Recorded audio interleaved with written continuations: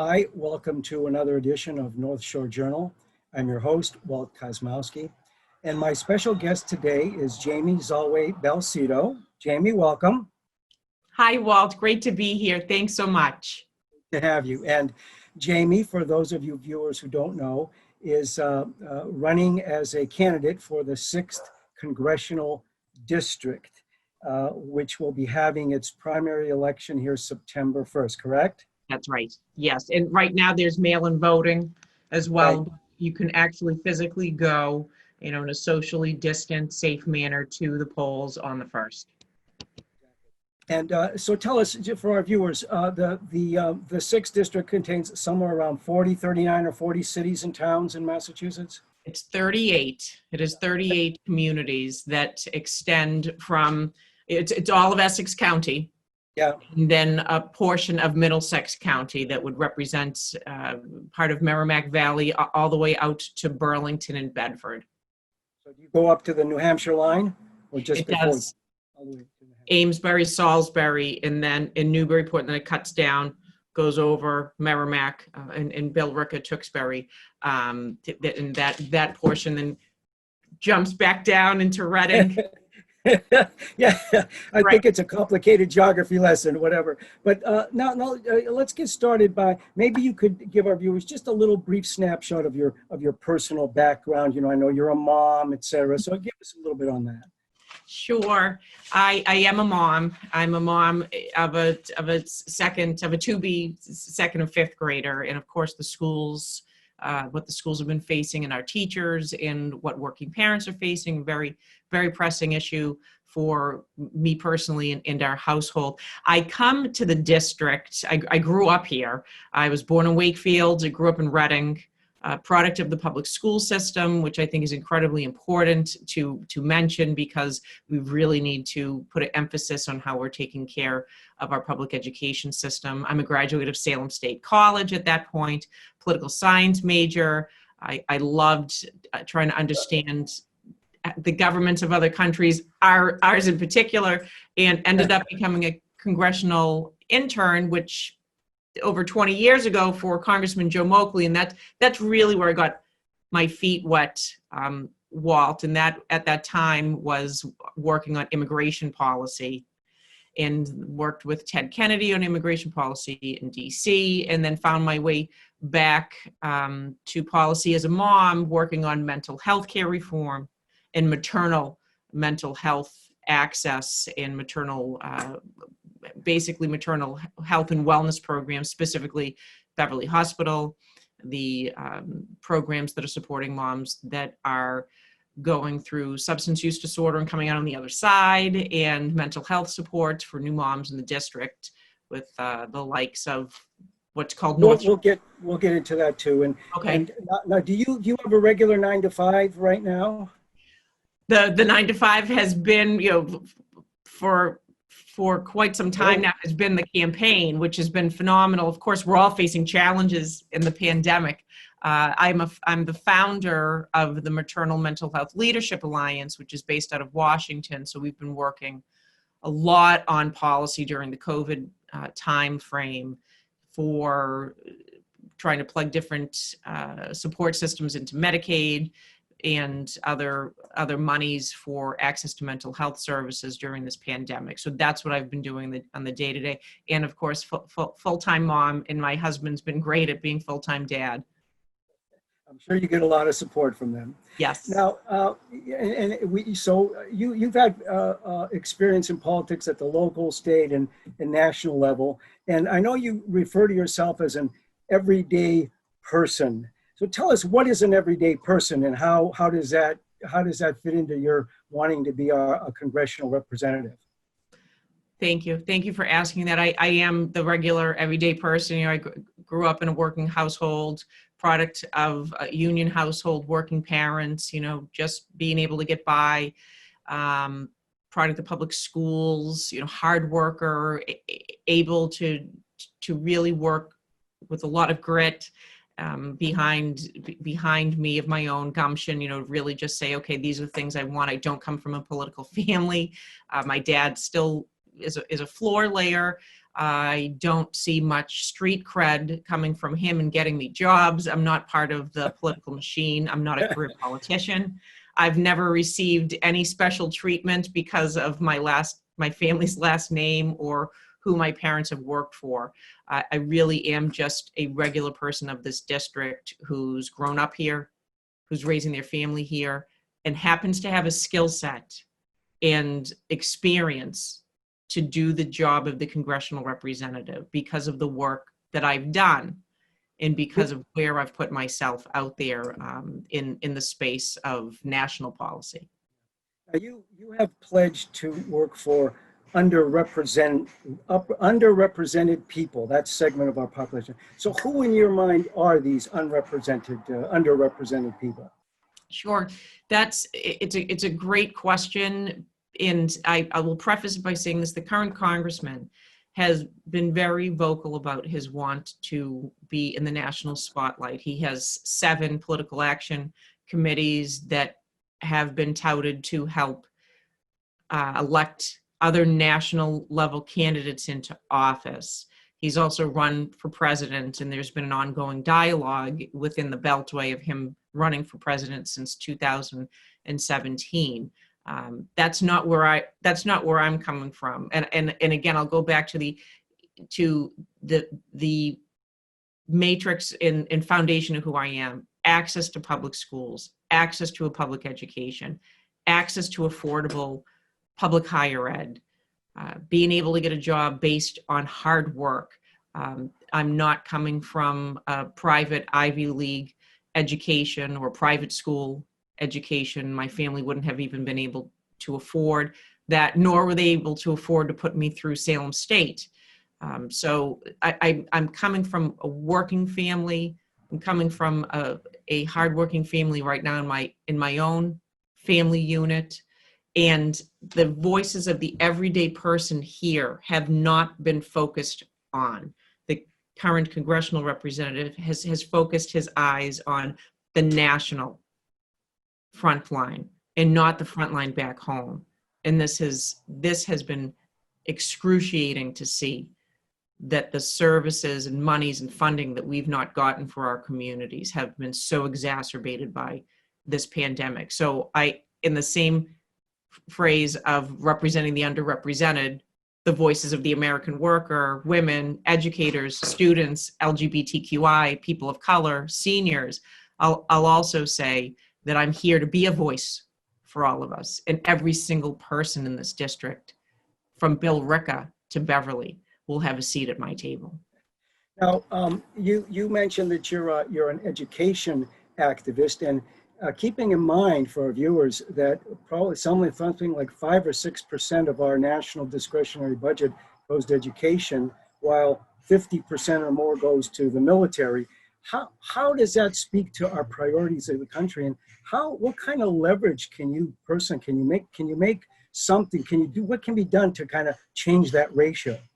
Well, I think this pandemic, Walt, is going to force us to have to take a look at how we've funded our public education system.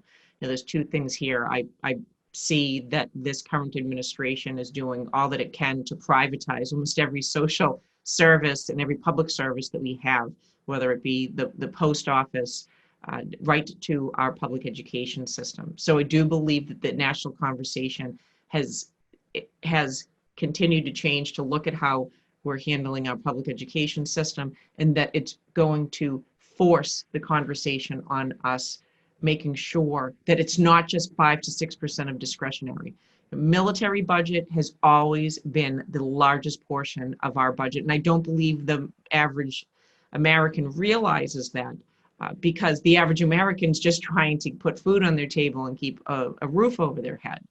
But it is our opportunity to say, where do we as a country believe our priorities lie? And we may be going through a bumpy year ahead with schooling, and our teachers are doing a phenomenal job trying to make sure that they're safe and our families are safe. But if we don't invest in our buildings and how we are housing our students and our teachers during the daytime, and making sure that they're up to date, that they're not 50 years old, that they're not falling apart, that they don't have mold in them, that they don't have asbestos in them, that they have appropriate ventilation systems, that we have new bathrooms, that we have sanitary conditions, and that we have access to hand sanitizer, et cetera. It is time for us to make that investment for the future, or else, in my estimation, the next 10 to 20 years is going to show another social and racial impact to our society, and how we are looking to make our communities strong and make sure that education is a focal point, as it has needed to be over the past several decades, as it's continually been defunded. Yeah, I think it's very damning to say that, what you said about our schools falling apart, and yet we have the resources to support 1,000 military bases around the world. And I'm sure they don't have, their walls aren't crumbling and their water is pure. And, that also brings up a bigger, you mentioned the COVID, and certainly this pandemic has laid bare some of the serious systemic flaws that we have, and inequalities that we have in the lives of Americans, access to health care and service and insurance and job security and availability of affordable housing. But, how has our government responded to the suffering from these people and the businesses and the unemployment support in your mind? And what could we be doing differently? I look at the position of being a congressional representative to being an advocate for the district. I've been asked, what will you do as a congresswoman to address or change this situation?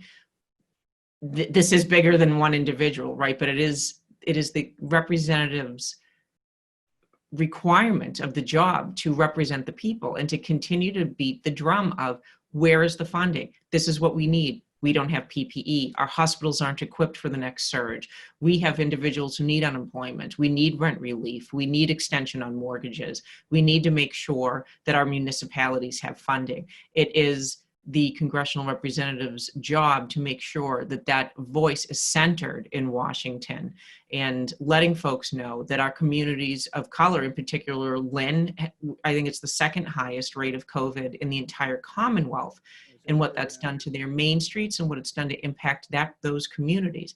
How are we making sure that those communities are being taken care of?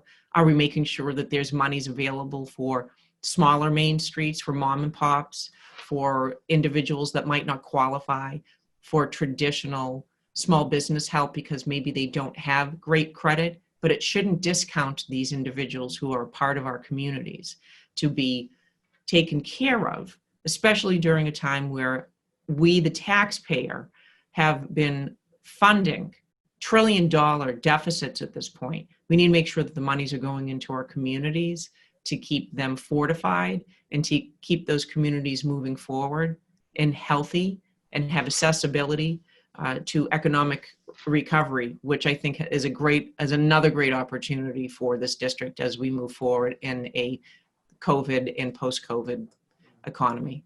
Yeah, and I think that it's one thing to articulate what you've just said and bring it to the forefront, but in our current political climate, which the current administration has just exacerbated, is we seem to have these entrenched ideological attitudes, and there's very little seeking of common ground. And how do you propose to bridge this kind of a gap?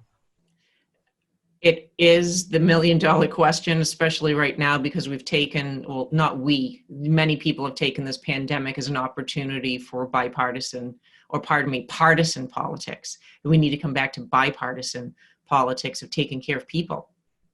That's what elected officials are there for, is to take care of their people. They're not there to throw jabs at each other and hold the American public hostage. I am coming from a background of advocacy, whether it's been on immigration or funding for education, mental health reform, and maternal justice work. And I bring that up because in that position, I've been able to collaborate with both sides of the aisle within the House and in the Senate to allow in the offices that are representing whatever portion of a particular state to the actual state themselves and saying, these are human issues. These are impacting people in your district. These are impacting individuals that you are responsible for representing.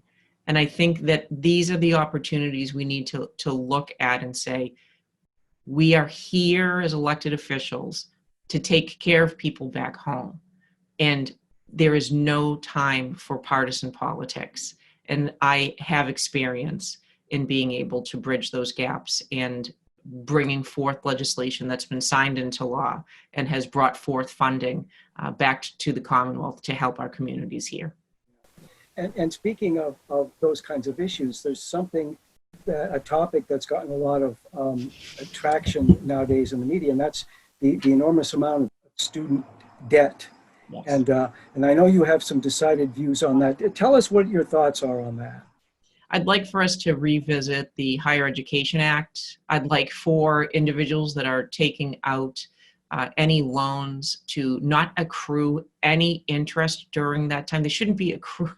You know, here I'm thinking back to myself as a 20-year-old working, and I think my interest rate was 9%, and you're accruing that while you're lucky if you're scraping together a $10 an hour job, and what that looks like coming out of college, and the payments that have to come out of an anticipated monthly payment if you're actually able to obtain a full-time job is very very difficult to handle, on top of rent and car payments and student loans, etc. So I'd like for us to especially the government loans, we should not be accruing interest.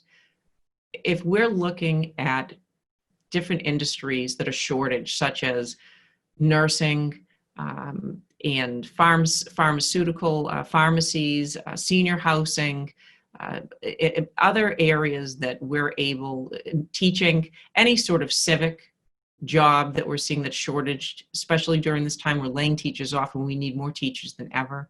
We should be creating a pipeline of workforce that's going to fill these positions, and also saying that there's going to be relief for those individuals that are going into frontline positions, really where they're going to develop our communities and our next generation, and saying, if you're going to go into these positions, we are going to make sure that we are going to support that financial burden for you in school. And we have a lot of private and public opportunities of partnership here in the district, whether it's Lowell, which is just outside of the district, to North Shore Community College, Middlesex Community College, to Salem State. There's a lot of availability for us to partner with industry that need bodies and people now, and make sure that they're able to support those students going through. And again, continue to put money into our public higher ed. Right now at Salem State, it's over $16,000 to commute annually. And that's creating less and less of an opportunity for individuals to participate in one of the best public universities in the Commonwealth. And we need to make that more affordable. And that should be one of our priorities moving forward, is public higher ed funding as well. Yeah. Now, there's an issue that crops up every time there's an incident, and that's gun violence and mass shootings. And our schools now, Beverly High School, my studio is in Beverly High School, and they've recently spent over $1 million putting up bulletproof glass and things like that. You're making me think about the monies that communities have put towards what's termed ALICE training. I know when my youngest was in preschool, she had to go through a training so that she could avoid an active shooter, and that was at age 4. She's 7. My oldest, who's 10, has had to go through these trainings as well. We've had to discuss obtaining cameras to make sure that we're tracking who's coming in and out of our elementary schools. You now have to be buzzed in. We at Salem State have had to be able to allow our campus to be ready for active shooter training, and these are issues I never in my life as a person and as a mother ever would have thought I would have to be speaking about. I was in Salem State when Columbine happened, and we're still talking about this. And what you just said blows my mind, that our communities are being forced to spend money to protect our communities instead of passing gun reform. This is a no-brainer for individuals who want to pretend that passing gun reform to prohibit access to semi-automatic and automatic weapons is the same as going hunting for deer for 2 months a year. You're incorrect. You're incorrect. Nobody should be able to obtain a Groupon and go buy a semi-automatic weapon. Nobody needs it. There's 25 bills around gun reform and prohibiting access to semi-automatics in the federal legislature right now. And the only party, if we want to go back to partisan politics, which I will touch upon this, the only party that is preventing any of these bills from moving forward is the Republican Party.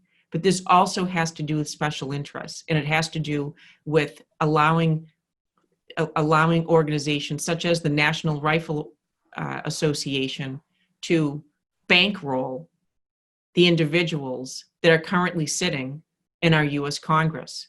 And there's a lot of dots to be connected, whether it's individuals who are there by way of military money or Wall Street money or pharma money or NRA money.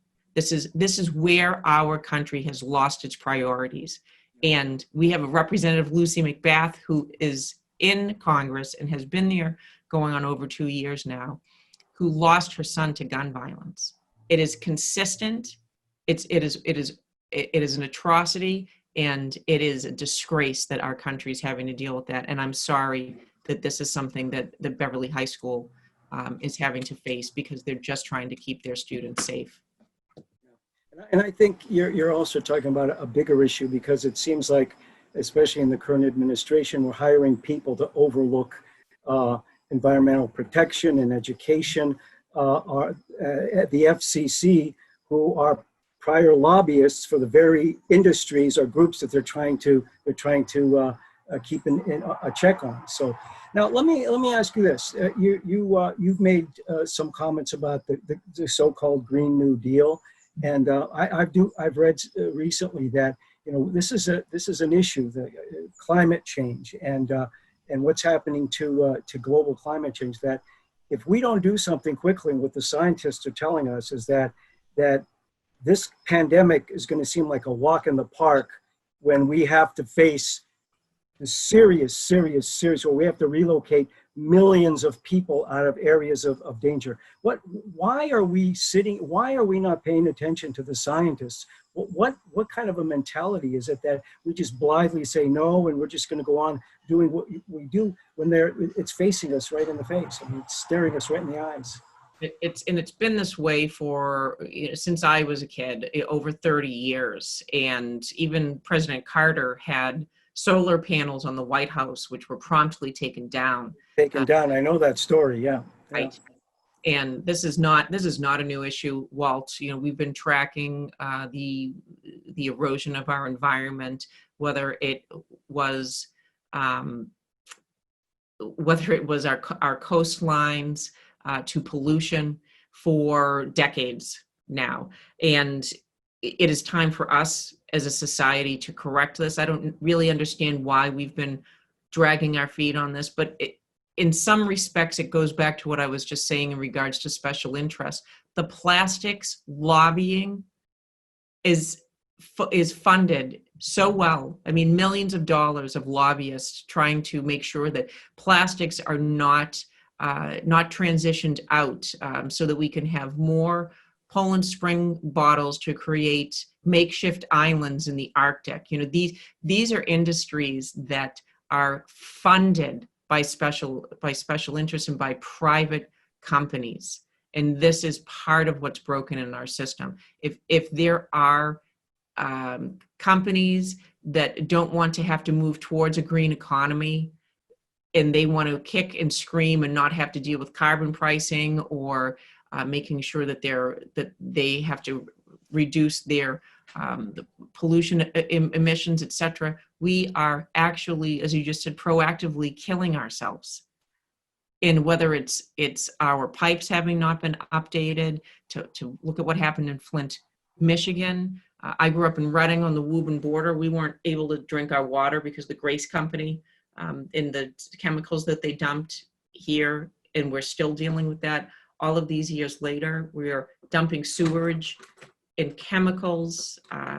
It's affecting our fishing. It's affecting our livelihood. It's affecting our marshes, and it's affecting the sea levels rising. And it has to be this is another thing. This has to be the time to say, we are going to change our regulations in this country to create a green economy, create green building, and stop offshoring and outsourcing everything because other countries don't have the same regulations that we do. We should be walking the walk and talking the talk, because this is it. The clock has been ticking, and I hate to even to think about what could be worse than this pandemic. And what you just said is speculative, but I don't want to see that me or my children or anyone is being faced with being unable to live where we are and having not done the job of taking care of Mother Earth, because we value profit over people and we value profit over the earth. And of course, there are those that say that there are two basic things that they like to see changed in our political system that would address a lot of these. Is that one is get the money out of politics, and two, term limits. So you don't get people entrenched in there who then keep taking money from the same lobbyists and the same private concerns and keep, it's the best money government can buy, right? So we just have a couple minutes left, Jamie. So maybe I'll let you kind of end our program by kind of telling our viewers, why should we vote for you? What do you bring to the table? And what kind of are your aspirations here and your goals?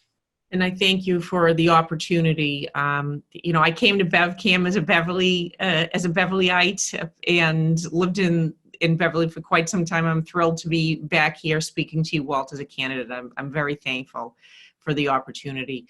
I am here representing an option for the people who want to see somebody who is not bought and paid for by anyone, but the people of this district with their $5, $6, and $10 donations to my campaign. We were able to get on the ballot with over 3,000 signatures that were collected in a socially distant, safe manner during the pandemic. But the fact that we received over 3,000 during a pandemic was proof to our campaign to say, people want change. I am not funded by Wall Street. I'm not funded by the military complex. I'm not funded by pharma, and I'm not funded by private interests. I have no PAC dollars whatsoever. But what I do have is a proven track record of working in the halls of Congress and being able to bring people together to vote on legislation and pass laws that are for the common good of the American public. I am terming myself as the everyday person because I am. I have the regular, everyday challenges that people in this district face or have faced. I've lost my job. I've almost lost my house. I've had no health insurance. I've had to figure out how to put food on the table. I don't want anyone during this pandemic to have to go through these challenges alone. And I commit to saying that I will be a fighter in the halls of Congress, that I want to represent where I grew up and where I love. This is the best district to me in the world, and I believe that it needs dedicated representation. I have no intention of running for any other job than being the congressional representative of this district. And again, I bring my proven track record and my history to this job. And I have proof in the pudding to show that I've been able to do this as a private citizen. And I would love to do it as the congressional representative. I would like to give everyone a voice and be a voice for all 38 communities, and make sure that we're all given equal treatment and equal priority to our congressional office. I have used the tagline "Sixth over Self" since I started running this campaign, and it's because the sixth district comes over self-interests, and that is a commitment that I will make to the people. If anyone's interested in checking out the website, it's belsitoforcongress.com, and it does have access to Facebook, Instagram, and Twitter for those folks who like to delve into other social media areas. So thank you, Walt, for the opportunity. Well, Jamie, very, very well said. And I'd like to thank you for being my guest. My guest has been Jamie Belsito, who is running for the 6th Congressional District here in Massachusetts. And the election, the primary for that is September 1st. And I'd like to remind our viewers, you've been watching North Shore Journal. I'm your host, Walt Kosmowski, and we'll see you next time.